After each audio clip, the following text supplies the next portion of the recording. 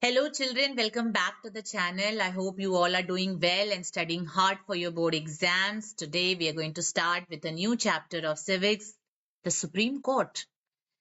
What is judiciary? Judiciary is a system of court which settles legal disputes.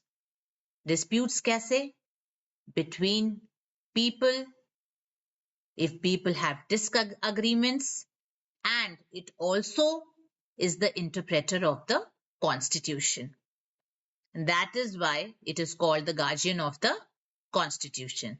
तो ये तो हो गया जुडिशरी. सुप्रीम कोर्ट क्या है? Supreme court is the apex court. It's the apex court in the judiciary system. Jurisdiction of functions पढ़ेंगे supreme court के. तो पहले जुडिशरी समझ लेते हैं है क्या. So judiciary is a system of court, like I said, and it settles disputes, it settles disagreements, and it's the final interpreter of the constitution. And the decision of the judiciary is binding on all the states and the union of the country. So we have a single integrated judicial system. अब ये क्या है?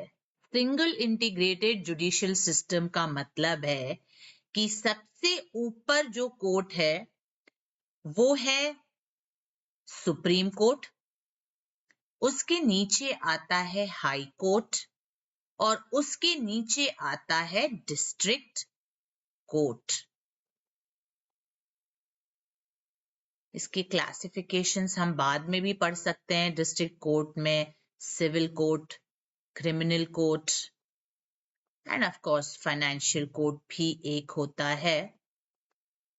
Okay, so district court के matters high court में जाते हैं और high court के मैटर्स सुप्रीम कोर्ट में जाते हैं. और सुप्रीम कोर्ट का जो भी डिसीजन होता है it is binding all over India. इन दोनों कोर्ट्स पे वो लागू होता है. Whereas हाई कोर्ट के जो डिसीजंस होते हैं it is binding the high court, that is the state government as well as the district. ठीक है? So that is called an integrated judicial system. इसी को कहते हैं integrated judicial system. तो ये क्लियर होना चाहिए कि what is single integrated system means. Of course, the Supreme Court controls and exercises all the functions over other courts. There is no distinct set of laws for single civil and criminal judicial system, and it operates throughout the country in the same manner. पूरे देश पे एक जैसा कानून लागू होता है और एक ही डिसीजन अप्लाई होता है. So all the cases that comes from the subordinate court मतलब नीचे वाले जो courts हैं उनसे जितने भी cases हाई कोर्ट में आते हैं और फिर फाइनली सुप्रीम कोर्ट में जाते हैं, this is called integrated judicial system. अब आते हैं why do we need a single independent judiciary? क्या जरूरत है सिंगल इंडिपेंडेंट जुडिशरी की? तो हमारा संविधान कहता है, the constitution says that India is federal, and in a federal system the powers are divided between the legislative, the executive and the judiciary, and they're all independent of each other. So that is basically the federal setup. Division of powers between the executive, legislative and judiciary is part of the federal system, and thus an independent judiciary is essential for a federal governance.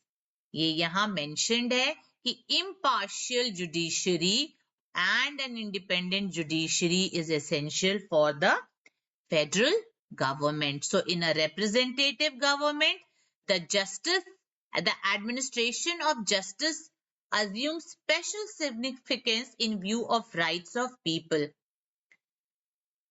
The independence of judiciary is essential to protect any violation of the rights of people. लोगों के rights violate ना हो, इसलिए judiciary को independent होना बहुत बहुत जरूरी है. And it is also essential to ensure human rights and protecting the democracy of the country. तो ये reason है कि क्यों judiciary इंडिपेंडेंट है एग्जीक्यूटिव और लेजिस्लेचर से. That is mentioned in the federal feature. ये इंपॉर्टेंट है, क्वेश्चन आ सकता है इस पे. अब आते हैं Supreme Court. Supreme Court is the apex और the highest court of India.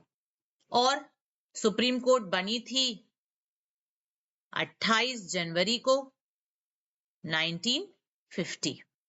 28 जनवरी 1950 को बनी थी. And the federal court of India which was established under the government of India act 1935. Britishers ने गवर्नमेंट ऑफ इंडिया एक्ट जब बनाया था 1935 में, तो इसको पार्ट रखा था. It was part of the federal system. Now supreme court कहाँ है, ये याद रखने की चीज है, दिल्ली में है. कॉम्पोजिशन मतलब कितने जजेस होंगे सुप्रीम कोर्ट में. तो सुप्रीम कोर्ट में एट प्रेजेंट 2019 के अमेंडमेंट में 33 अदर जजेस हैं और एक चीफ जस्टिस ऑफ इंडिया है. तो कुल मिला के 33 + 1 = 34. That is the composition of the supreme court right now. जब शुरू हुआ था 1950 में तो 8 जजेस से शुरू किया गया था. एंड स्लोली एंड ग्रेजुअली जैसे जैसे केसेस बढ़ते गए वैसे वैसे जजेस की नियुक्तियां बढ़ाते चले गए. अब आते हैं क्वालिफिकेशंस ऑफ द जजेस पे. तो क्वालिफिकेशंस में जो सबसे पहली प्राथमिकता है वो ये है कि आप सिटीजन होने चाहिए इंडिया के टू बिकम द जज ऑफ सुप्रीम कोर्ट. वो तो मैंडेटरी है. दूसरी चीज है कि if you have been the जज of high court for 2 or more such court in succession for at least 5 years तो आपको सुप्रीम कोर्ट का जज बनाया जा सकता है. अगर ये क्राइटेरिया नहीं फुलफिल हो सकता तो आप एडवोकेट हो हाई कोर्ट के और for 2 or more such courts in succession for at least 10 years तो वहां 5 साल है. अगर आप जज हैं तो 5 साल है. और अगर आप एडवोकेट है तो 10 साल है. दोनों में से कोई भी क्राइटेरिया आप फुलफिल कर सकते हैं, इन दोनों में से कोई भी. या फिर आप एक ऐसे डिस्टिंग्विश्ड एमिनेंट यूरिस्ट हो कि प्रेसिडेंट आपको उसके बेसिस पे अपॉइंट कर दे एज अ जज ऑफ द सुप्रीम कोर्ट. तो इन तीनों में से कोई भी क्राइटेरिया आप अगर फुलफिल करते हैं, कोई भी एक क्राइटेरिया, तो आप जज बनने के लायक हैं. आपका अपॉइंटमेंट हो सकता है एज द सुप्रीम कोर्ट जज. अब अपॉइंटमेंट ऑफ द जज, उनको अपॉइंट कौन करता है? तो the president of the India appoints the जजेस ऑफ द सुप्रीम कोर्ट. अब प्रोसीजर क्या है कि when president appoints the chief justice of India, जब चीफ जस्टिस ऑफ इंडिया को अपॉइंट किया जाता है तो वो कंसल्ट करते हैं जजेस of the supreme court and high court. इनके अपॉइंटमेंट के लिए हाई कोर्ट और सुप्रीम कोर्ट के जजेस को कंसल्ट किया जाता है. वेयर एज प्रेसिडेंट को अगर जजेस अपॉइंट करने हैं सुप्रीम कोर्ट के तो वो चीफ जस्टिस को कंसल्ट करते हैं. और वो नॉर्मली सीनियर मोस्ट जजेस होते हैं सुप्रीम कोर्ट के, जो chief justice of India appoint होते हैं. तो जो भी सीनियर मोस्ट जज होगा सुप्रीम कोर्ट का, उसको chief justice of India appoint किया जाएगा. तो ये प्रोसीजर है अपॉइंटमेंट ऑफ द जजेस. Now, appointment of the acting chief justice. Acting क्या है कि in the absence of the chief justice of India, if the seat is vacant, उस कंडीशन में acting chief justice of India appoint हो सकते हैं under article 126. तो chief justice of India अगर टेम्परेली एब्सेंट है तो उनकी जगह अपॉइंट हो सकते हैं, या फिर he is unable to perform his or her duties, तो एक्टिंग चीफ जस्टिस को अपॉइंट किया जाता है उनके एब्सेंस में, actual chief justice of India के एब्सेंस में. अब अपॉइंटमेंट ऑफ एडॉक जजेस. अब एडॉक जजेस क्या होते हैं? एडॉक जजेस मतलब टेम्परेरी जजेस, जिनकी सीट परमानेंट नहीं होती है, उनको कहते हैं एडॉक जजेस. ये टेम्परेरी होते हैं, परमानेंट नहीं होते हैं. तो according to article 127, when there is lack of quorum means the number of judges required. तो अभी at present there are 33 plus 1. तो अगर quorum complete नहीं है ऑफ द परमानेंट जजेस, तो उस सेशन को कंटिन्यू करने के लिए चीफ जस्टिस कैन अपॉइंट जजेस from the high court as an ad hoc जज. एडॉक जज मीन्स एज अ टेम्पररी जज. Okay, and it can be also done after the consultation with the chief justice of high court. obviously आप high court के जजेस को लेके आओगे Supreme court में टू फुलफिल द कोरम, तो आपको chief justice of high court से तो कंसल्ट करना पड़ेगा.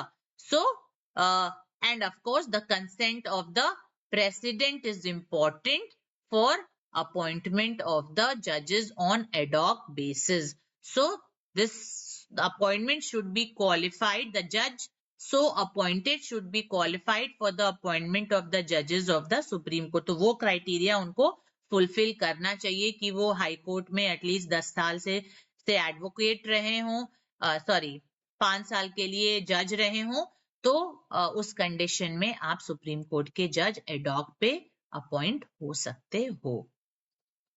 Term of office. अब टर्म तो एज सच होता नहीं है, इनकी रिटायरमेंट एज होती है, तो ये 65 इयर्स के होंगे तो वो रिटायर होते हैं, तब तक वो ऑफिस में अपने रहते हैं, या फिर वो उस कंडीशन में अपनी सीट छोड़ सकते हैं जब वो रिजाइन कर दें ऑफिस से. वो भी रिजिग्नेशन किसको भेजते हैं? प्रेसिडेंट को भेजते हैं. And he or she can be removed from the office by the president by the recommendation of the parliament. अब हम ये भी प्रोसेस पढ़ेंगे. removing of the judge is done through impeachment like the president. तो impeachment process पूरा follow करना होगा parliament को if in order to remove a judge. okay? अब आते हैं इम्पीचमेंट ऑफ अ जज. इम्पीचमेंट का मतलब हम पहले भी पढ़ चुके हैं. इम्पीचमेंट मतलब रिमूवल ऑफ द जज. सो इम्पीचमेंट का प्रोसेस थोड़ा सा लंबा है. ऐसा इसलिए भी है कि जजेस को इजीली हटाया ना जा सके, एग्जीक्यूटिव डायरेक्टली इंटरफेयर ना करे जुडिशरी में. So the process is little lengthy. तो इम्पीच किस ग्राउंड पे होंगे जज? इम्पीच होंगे, इम्पीचमेंट प्रोसेस जो होगा will be on the basis of course misbehaviour and incapacity. आप काबिल नहीं है काम करने के, तो इन दो कंडीशंस पे इम्पीचमेंट होता है. और इम्पीचमेंट का जो तरीका है वो एक मोशन पास होगा to remove, and it is addressed to the president. और लोकसभा और राज्यसभा के 100 मेंबर्स, लोकसभा के और राज्यसभा के 50 मेंबर्स अगर साइन करके प्रेसिडेंट को देते हैं तो ये इम्पीचमेंट प्रोसेस शुरू किया जा सकता है. अब ये 100 मेंबर्स क्या करेंगे? स्पीकर को अपना आवेदन देंगे, अपनी रिटन पिटिशन देंगे, और स्पीकर या तो एक्सेप्ट कर सकता है या रिजेक्ट कर सकता है. अगर स्पीकर एक्सेप्ट कर रहे हैं तो वो एक कमिटी फॉर्म करेंगे. क्या फॉर्म करेंगे? एक कमिटी फॉर्म करेंगे, और उस कमिटी में 3 जजेस होंगे सुप्रीम कोर्ट के. 3 जजेस होंगे सुप्रीम कोर्ट के, और वो तीनों जजेस एक स्क्रूटनी करेंगे, और स्क्रूटनी के बाद अगर वो पाते हैं कि हाँ ये पर्टिकुलर जज गिल्टी है, तो वो उनको गिल्टी लिख के दे देंगे. ही इज प्रूव्ड, द जज इज प्रूव्ड गिल्टी. अब उस कंडीशन में व्हाट विल हैपन, सॉरी, उस कंडीशन में दोनों houses, that is if a motion is passed by both the houses, और कितनी मेंबरशिप चाहिए, 2/3 मेंबरशिप चाहिए present and voting. 2/3 of the total members नहीं, 2/3 प्रेजेंट एंड वोटिंग. हमने डिफरेंस डिस्कस किया था, what is the difference between 2/3 present and voting and 2/3 of the total member of the house. तो फिर जाके वो मोशन प्रेसिडेंट के पास जाता है, it is presented, and then the impeachment process gets complete. आज तक हिंदुस्तान के इतिहास में कोई भी जज इम्पीच नहीं हुआ है. प्रोसेस शुरू हुआ था with V Ramaswami, but the process couldn't get completed because उनको ये 2/3 votes नहीं मिले थे. That time Congress didn't vote. So yes, impeachment process सिर्फ एक जज के लिए आज तक हिस्ट्री में, इंडिया की हिस्ट्री में शुरू हुआ था, वो भी कंप्लीट नहीं हुआ, इसलिए the impeachment process got cancelled. Okay, अब आते हैं independence of judiciary from the control of executive and legislative. Now the Constitution of India has made some provisions to safeguard and ensure the independence of judiciary from the executive and legislature. Federal feature है ये कि the division of powers will be there, there has to be an independent judiciary. तो इस feature को ध्यान में रखते हुए अब हम ये देखेंगे कि कैसे जुडिशरी इंडिपेंडेंट है फ्रॉम एग्जीक्यूटिव एंड लेजिस्लेचर. तो पहले हम देखेंगे अपॉइंटमेंट ऑफ द जजेस. Of course it is just done by the president along with the consultation of the Chief Justice of India. Then security of tenure, जो tenure है वो 65 years है, तो उसमें कोई changes कॉन्स्टिट्यूशन में ही वो मेंशन्ड है. फिर सैलरी एंड एमोल्यूमेंट्स, सैलरीज भी इनके कंसोलिडेटेड फंड ऑफ इंडिया से आता है, तो पार्लियामेंट का कोई रोल नहीं है कि जब तक वो टेन्योर में है उस बीच में आप उनकी सैलरी बदल दें. फिर कंडक्ट्स ऑफ द जजेस, it's totally with them. Ban practice of after retirement, retirement के बाद जजेस को अलाउड नहीं है अपना कुछ सालों तक प्रैक्टिस करने का, तो that also separates the judiciary from the executive. It has the power to punish for its contempt. अगर कोर्ट की आपने अवहेलना की और उनके डिसीजंस को नहीं माना और डिसरिगार्ड किया और डिसरिस्पेक्ट किया, तो the court has the power to punish you. फिर freedom to recruit its staff, कोई भी स्टाफ या सर्वेंट आप रिक्रूट, आप भर्ती कर सकते हैं सुप्रीम कोर्ट में. फिर freedom to announce its decision and decrees, अपने डिसीजंस वो अनाउंस करने के लिए वो स्वतंत्र हैं. Full control over the procedure of work, पूरी की पूरी स्वतंत्रता है कि वो जिस तरह से चाहे उस तरह से अपने वर्क को प्रोसीड करें. अगर वो कॉन्स्टिट्यूशन में ये लिखा है कि अगर सुप्रीम कोर्ट दिल्ली में है, तो अगर वो चेंज करना चाहते हैं तो सुप्रीम कोर्ट के जो चीफ जस्टिस हैं उनको ये अधिकार है कि वो दिल्ली से उठाकर सुप्रीम कोर्ट की सीट किसी और शहर में ले जाएं, कलकत्ता, बंबई, कहीं और. तो ये फ्रीडम, फुल कंट्रोल है उनको कि आप अपने वर्क को किसी भी तरह से प्रोसीड कर सकते हैं. तो अलग अलग पढ़ते हैं, इसको समझते हैं quickly. Appointment of the judges, of course it is done by the president after consulting the judges of the Supreme Court and High Court. Okay, thus it reduces the interference of the executive and political consideration. तो ऐसा नहीं कि parliament से जजेस prime minister और उनकी council of ministers को consult करना है प्रेसिडेंट को, नहीं, ऐसा नहीं है. अदरवाइज फिर वो हो जाएगा कि जो भी काउंसिल ऑफ मिनिस्टर्स में मंत्री होगा, अगर उसका कोई केस कोर्ट में चल रहा होगा तो जजेस विल बी इन्फ्लुएंस. तो ये इन्फ्लुएंस खत्म करने के लिए इंडिपेंडेंट जो बॉडी बनाई गई है, तो प्रेसिडेंट और सिर्फ चीफ जस्टिस ऑफ इंडिया या फिर अदर जजेस ऑफ सुप्रीम कोर्ट ही अपॉइंट कर सकते हैं बाकी लोअर जजेस को. ओके, हाई कोर्ट और बाकी डिस्ट्रिक्ट कोर्ट्स के. सिक्योरिटी ऑफ टेन्योर, द जजेस of the supreme court are removed by the president only in the manner on the ground mentioned in the constitution, that is through the impeachment process. ऐसा नहीं है कि किसी का भी मन हुआ और पार्लियामेंट में लॉ पास कर दिया, नहीं. There is a full procedure, उसके थ्रू ही इनको आप हटा सकते हैं. Salary, of course the salary of the judges, they come from the consolidated fund of India, तो इसको भी चेंज नहीं कर सकते आप. ये सिर्फ और सिर्फ फाइनेंशियल इमरजेंसी के टाइम में इसमें बदलाव आ सकता है. Otherwise the allowances and pensions of the जजेस of the supreme Court are they are charged from the consolidated fund of India, so it is a non-votable by the parliament. Now, conduct of the judge. The Constitution of India provides the conduct of the judge of the Supreme Court is not subject to discussion in the parliament. Parliament में आप discuss नहीं कर सकते उनके conduct को. Or in the state legislature, they are separate organ of the government and should not be consulted in the parliament. Now, ban on practice of the retirement. जो retirement के बाद जज होते हैं सुप्रीम कोर्ट के, shall not plead or act in any court or before any authority. So जिस territory में वो है, किसी भी टेरिटरी में इंडिया के, वो अपना प्रैक्टिस नहीं कर सकते as a private lawyer. That is not allowed, at least for some years. That is restricted, so that they are not influenced by the legislature or the executive. Power to punish for its contempt. अगर disrespect हुई, contempt मतलब disrespect हुई court की, तो the court has, the supreme Court has the power to punish any person or for that matter any authority.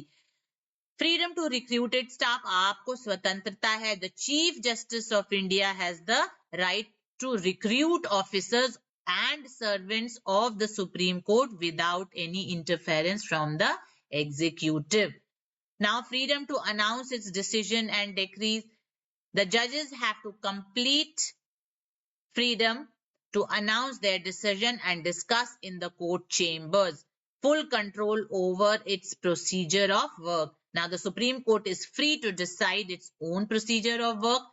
The Constitution declares that Delhi is the seat of the Supreme Court, but it also authorizes that the Chief Justice of India can appoint other places also as the seat of Supreme Court if they wish to do so. So that tells you that how the Supreme Court has the full control over its procedure. So that is the jurisdiction and functions of the Supreme Court. That ends the part 1 of the chapter Supreme Court. We will continue the rest in the next part of the video. Thank you, everyone.